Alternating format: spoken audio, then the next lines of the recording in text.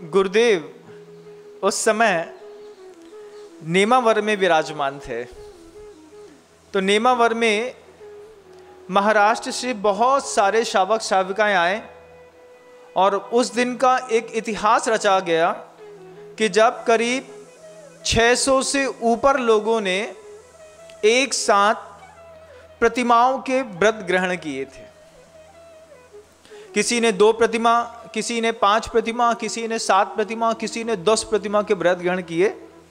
ऐसे करीब 600 से ऊपर लोगों ने एक साथ, नेमावर का वह क्या अभूतपूर्व वो दिन था जब गुरुदेव की सन्निधि में 600 से ऊपर लोगों ने देश संयम ग्रहण किया। 10 प्रतिमा तक के धारी स्त्रियां, पुरुष, वृद्ध, जवान भी, जिन्होंने प्रतिमाओं के व्रत ग्रहण कर लिए।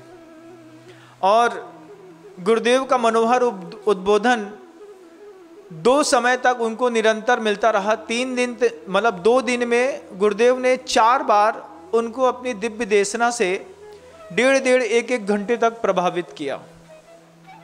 वे जब गुरुदेव से समृद्ध होकर के अपने स्थान को, गंतव्य को वापस लौटने को हुए तो उनका 52 गजा क्षेत्र में आना हुआ।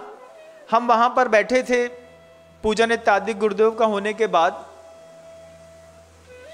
कुछ श्रावक लोग हमारे पास आए। पास आकर के कहते हैं, महाराज इस महिला ने 8 प्रतिमा के व्रत ले लिए। हमने कहा 8 प्रतिमा के व्रत ले लिए हैं, बहुत बड़ी बात है। हाँ, और इसकी पुत्री है, उनकी पुत्री ने 7 प्रतिमा का व्रत ग्रहण कर लिया महाराज जी। हाँ, आपको ताली बजाने में आनंद आता है, उनको कहना चाहता हूं वो सुनने में आनंद लें। क्या 7 प्रतिमा का पुत्री ने व्रत ग्रहण कर लिया। पुत्री की उम्र थी सिर्फ 23 साल की। 7वीं प्रतिमा का व्रत ग्रहण करके वे वहां से लौटे तो किसी श्रावक जो पीछे से उनके साथ ही लोग आए थे, उन्होंने बताया, महाराज श्री, अभी 3 वर्ष पूर्व जब महाराष्ट्र में बहुत तेज बाढ़ आई थी, उस बाढ़ में इस परिवार का पूरा घर बह गया था।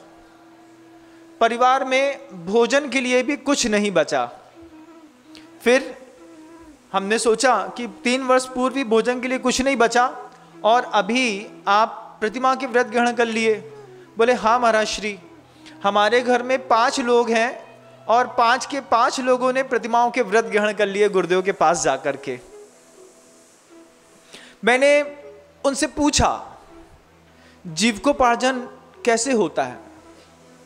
उन्होंने कहा बड़ी विनय पूर्वक, महाराज श्री, वो सामने वाला पड़ोसी रहता है, उसके गन्ने का एक खेत है, उसके गन्ने के खेत में जाकर के हम गन्ना काटते हैं और गन्ना काटने से जो हमको गन्ना की कटाई का पैसा मिलता है उसमें से हमारे परिवार का खर्च चल जाता है।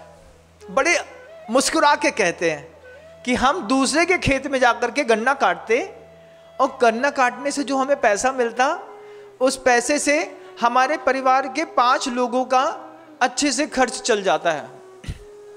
फिर हमने कहा मकान, बोले उसने ही दे दिया था, खेत में ही एक मकान दे दिया था, थोड़ा सा ऐसा मिट्टी का था, उसको बना लिया है और उसी में हम 5 लोग रह लेते हैं महाराज श्री। और हमारी ज़मीन है लेकिन अभी हमारे पास पैसा नहीं था, इसलिए हमने अपना मकान नहीं बनाया और गुरुजी के पास जाकर के हमने प्रतिमा के व्रत ले लिए। आप परिस्थितियां देखिए कि घर का मकान नहीं है, घर के लिए कुछ नहीं है। और हमने फिर उनसे पूछा, अंदर दया उपजती है ऐसे शब्दों को सुन करके।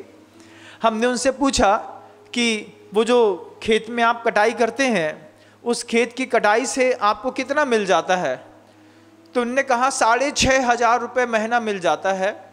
6,500 रुपये महीने में हम 5 लोगों की प्रतिमाओं का पालन बहुत अच्छे तरीके से हो जाता है और हम अपना जीवन बहुत अच्छे से जी रहे हैं। और पहले हमारी 2 प्रतिमा थी, घर टूटने के बाद थोड़ा दिल में दिक्कत हुई, लगा कि पूरा सामान चला गया है, पंखा चला गया, टीवी चला गया, बिस्तर वगैरह भी सब चले गए थे। लेकिन फिर हमको एक बात समझ में आई कि पुण्य के बिना कुछ नहीं होता। और उसी समय गुरुदेव की मूक माटी हाथ में थी। महाराज जी मंदिर जाते थे, शास्त्र पढ़ने का मन नहीं करता था क्योंकि घर खराब हो गया था, तो गुरुदेव की मूक माटी पढ़ते थे। गुरुदेव की मूक माटी में लिखा था कि संयम की राह चलो। गुरुदेव की मूक माटी में है, संयम की राह चलो, राही बनना ही हीरा बनना है।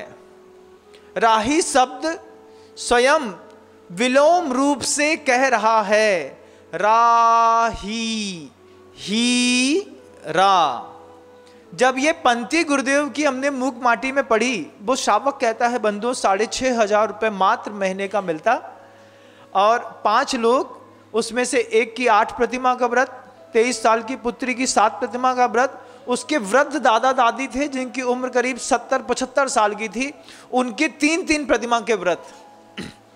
हम सोचते रहे 5 लोग एक घर में, घर स्वयं का नहीं, सब व्रती 6,500 रुपये महीना, कैसे व्रत पालते होंगे।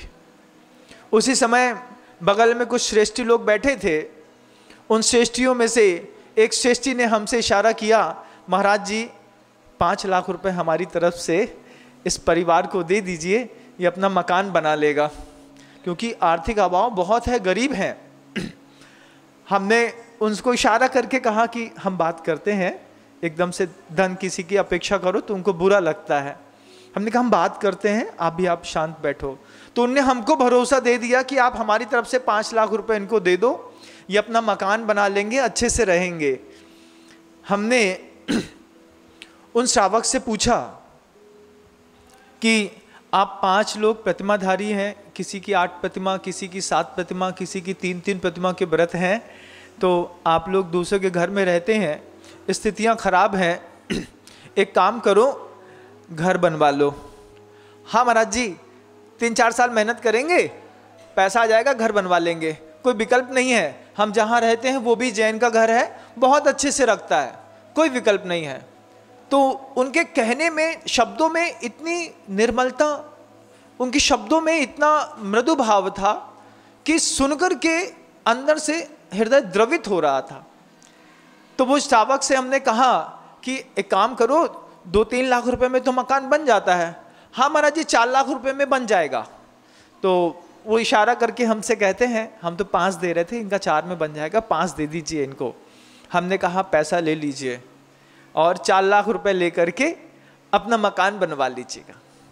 वो कहते हैं हमें पैसा नहीं चाहिए, व्रती 3 प्रतिमा, 7 प्रतिमा, 8 प्रतिमाधारी। हमने कहा पैसा नहीं चाहिए, मकान बन जाएगा महाराज श्री, मकान का कोई विकल्प नहीं है, हम व्रती हैं, हमें कोई विकल्प नहीं है। तो हमने कहा नहीं, कोई व्यक्ति हमारे पास आए थे, उन्होंने हमसे कहा था कि महाराज धर्म क्षेत्र में साधर्मी वात्सल्य के लिए अगर कोई ऐसा कोई साधर्मी मिले कि जिसको वास्तव में धन की आवश्यकता है तो आप हमें दे दिया, हम आपको संकेत दे देंगे, आप हमें उनको दे दीजिएगा। तो हमने कहा हमारे पास थे, आते हैं ऐसे लोग जो स्वयं अपनी न्याय उपार्जित संपत्ति एकत्रित करते हैं, आकर के बोलते हैं साधु संतों के पास, महाराज 50,000 रुपये दान देने का भाव है, 10,000 रुपये दान देने का भाव है, 20,000 दान रुपये देने का भाव है, उसका आप जहां समायोजित बना लें। अच्छा, अपनी सामर्थ्य के अनुसार हर आदमी दान देता है। तो उसने अपने सामर्थ्य से कहा कि महाराज 5 लाख दे दीजिए, कोई बड़ी बात नहीं है। उस व्रती से कहा आप 5 लाख ले लीजिए, अपना मकान बनवा लीजिएगा। व्रती कहते हैं महाराज हम 6,500 रुपये में भी पैसा बचा लेते हैं। हमने कहा कैसे बचा लेते हैं? उन्होंने कहा हम संयमी हैं। संयमी, हमने कहा वो तो हमें समझ में आ रहा है, 6,500 में कैसे बचा लेते होगे? गैस सिलेंडर रहता है, घर में आटा दाल लाना पड़ता है, लोगों के वस्त्र की आवश्यकता पड़ती है, बिजली का बिल लगता है, उसके बाद भोजन इत्यादि में शुद्ध घी तेल इत्यादि सब व्रतियों को लगते होंगे। 6,500 में 5 लोग का कैसे पूछता है? आप सोचिए, आपका पूछ जाएगा एक आदमी का? देखिए संयम की कीमत। 6,500 रुपये में उनने कहा, महाराज जिस दिन हमारा घर बाढ़ में बह गया था और पहली बार हमें आगम सागर जी महाराज के माध्यम से हमारे घर को बनाने की कोशिश करी गई थी और वो व्यवस्थित बन गया था महाराज, लेकिन कर्मोदय में फिर टूट गया। तब से हमने संकल्प कर लिया हम किसी का दान नहीं लेंगे। फिर हमने ये संकल्प कर लिया गुरुदेव की मूक माटी पढ़ करके, संयम की राह चलो, राही बनना ही हीरा बनना है। मुझे अपने जीवन को हीरा बनाना था। खूब आकुल व्याकुल परिणाम होते थे महाराज जी जब तक हमारे पास व्रत नहीं थे। व्रत की परिभाषा जैसे हमने सावकाचार सुनी, वो हमसे सिर्फ इसलिए बात कर रहा था, महाराज जी आपके रत्नकर्णक सावकाचार की क्लास हम पहले सुनते थे और उससे हमको प्रेरणा मिलती थी। उस सावकाचार की क्लास ने हमारे जीवन को बदलने का काम किया, लेकिन उस दिन बाढ़ में वो मोबाइल भी गिर गया, बह गया, जिससे हम आपकी क्लास सुनते थे। उसके लिए भी हमारे पास पैसा नहीं रहा, लेकिन फिर वो बात भर गई थी। गुरुजी के पास गए और हम 7 प्रतिमा के व्रत लेकर के चले आए। चेहरे में प्रत्येक समय उत्साह। कहा धन लेकर के आप पहले अपना मकान बना लो, व्यवस्थित कर लो। 6,500 में कैसे घर का खर्च चलता है? बोला महाराज जी जो गन्ना काटते हैं ना, वो गन्ना का मालिक जो है उससे रस निकालता है, तो जो गन्ने की वो जो ठूट बचती है उसी से जला करके हम भोजन पका लेते हैं, तो हमको गैस वगैरह नहीं लगता। हंस रहा है, हंसते हंसते बोल रहा है। आप गंभीरता से सुनिएगा, वो हंस के बोल रहा है, आप गंभीरता से, कि वो जो गन्ने का रस निकालने के बाद गन्ने का अपशिष्ट बचता है, उससे हम घर का चूल्हा जला करके पूरा खर्च चला लेते हैं और उसी से हम सारी व्यवस्था कर लेते हैं, किराए के मकान में रह लेते हैं। हमने कहा, सोच रहा था मन के अंदर कि कितना धन का अभाव है, और ये भी सोच रहा था कि बगल में वो जो श्रावक हमसे बोल रहा है कि 5 लाख रुपए इनको देकर के इनका घर बना दो, उसका कितना उदार भाव है जिन धर्म के प्रति, साधर्मी के प्रति।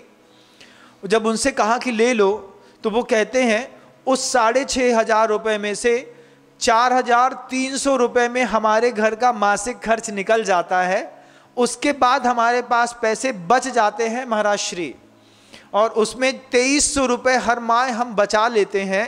आज उसमें से हम 17,000 रुपये इकट्ठा करके लाए हैं। किसी और साधर्मी को जरूरत हो तो आप हमारी तरफ से उसको दे दीजिएगा। ये कितनी बड़ी बात है। आप देखिए संयम क्या कराता है। आपका असंयम आपको पिज्जा बर्गर चाउमीन खाना पीना सब में, उन प्रतियों से हमने पूछा कि भोजन में क्या करते हैं, महाराज श्री सब्जी बहुत महंगी थी, हम लोगों ने आजीवन हरि का त्याग कर दिया। संयम क्या करता है? संयम आप देखिए, इंद्रिय संयम और प्राणी संयम, जिसके माध्यम से व्यक्ति व्यक्तित्व को ऊंचा उठाता है। तुमको दुनिया भर में 10 लाख वनस्पति कायिक में तुमसे कहें कि तुम मर्यादा खींच लो कि 20 वनस्पति कायिक के अलावा हम जीवन में उपयोग नहीं करेंगे। एक बार थाली में तो 5-6 से ज्यादा आती ही नहीं होगी, 20 का संकल्प कर लो, लेकिन तुम कभी संयमित नहीं हो सकते। नदी के, बाढ़ की नदी के जैसा तुम्हारा जीवन है, हम कुछ छोड़ नहीं सकते महाराज श्री। इतना नियम ले लो कि जो थाली में सब्जी हरी दिखाई जाएगी उसमें से 2 छोड़ करके भोजन करूंगा। पत्नी ने मान लो 3 सब्जी बनाई, 2 छोड़ के भोजन करूंगा। अंदर संकल्प कर लो। आप कर नहीं सकते, असंयमी कुछ नहीं कर सकता। संयमी क्या कमाल कर सकता है आप देखिए। उस संयमी कहते हैं सब्जियां बहुत महंगी थी महाराज जी महाराष्ट्र में, उधर उस तरफ, और माहौल ऐसा खराब था, पैसे की कमी होती थी, हम लोगों ने आजीवन हरि का त्याग कर दिया। हमने कहा हरि का त्याग करने से क्या होता है, कभी कुछ और भी तो चाहिए पड़ता है। हाँ महाराज श्री, हम लोगों का परिग्रह परिमाण का व्रत था, हमने वस्त्र की मर्यादा कर ली है। साल में सिर्फ 3 साड़ी में हमारा 2 साड़ी में काम चल जाता है। पिछली साल 1 साड़ी बच गई थी, वो इस साल अभी हमने गुरुदेव के नेमावर में किसी और को दान दे दी। संयमी दान देता है, असंयमी उसको सिर्फ चाहिए। अंदर लाओ, जहां से मिलता जैसे मिलता आने दो। वो व्रती कहते महाराज 17,000 रुपए हम अपने 6,500 रुपए की उस पुरुषार्थ से कमाई हुई रकम से बचा करके लाए हैं। गुरुदेव के पास देना चाहते थे, लेकिन संकोच हो रहा था कि कोई क्या कहेगा। तो महाराज श्री, ये 52 गजा में आदिनाथ भगवान की इतनी बड़ी मूर्ति है, इस भगवान के, आदिनाथ भगवान के चरणों में ये 17,000 रुपये समर्पित हैं। किसी साधर्मी को देना हो तो साधर्मी को दे दीजिएगा, नहीं तो भगवान बाहुबली के आदिनाथ स्वामी के चरणों में ये राशि आप समर्पित करा दीजिए। वहाँ बड़े महाराज जी के सामने देने में संकोच होता था, महाराज जी आप ले लो, ऐसा कहता है वो संयमी। आप ऐसा कर सकते हैं? आप ऐसा कर सकते हैं? 5 लोगों का अपने घर के अंदर प्रतिमाओं के साथ संयम धर्म है बंधुओं, इसलिए संयम की चर्चा हो रही है। आप उस गृहस्थ से अपने जीवन की तुलना करिएगा। गुरुदेव ने इसी ऐसे उदाहरणों को गुरुदेव के पास एक बार नहीं कई बार आए।